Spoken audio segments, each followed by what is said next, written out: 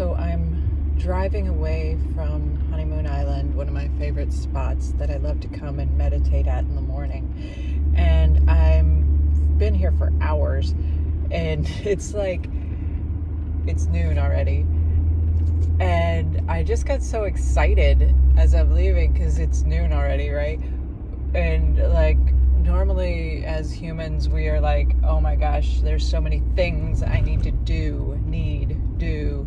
And I realized that what I've been doing for the past couple hours is probably the most important work I could be doing, and that is dreaming, imagining, creating, taking that time to just get inside my imagination and believe.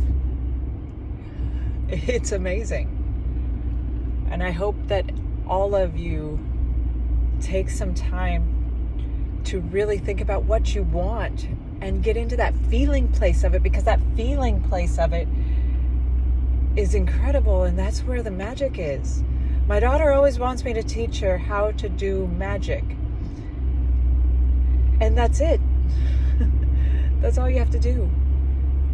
Imagine, believe, feel, and allow. It's so exciting.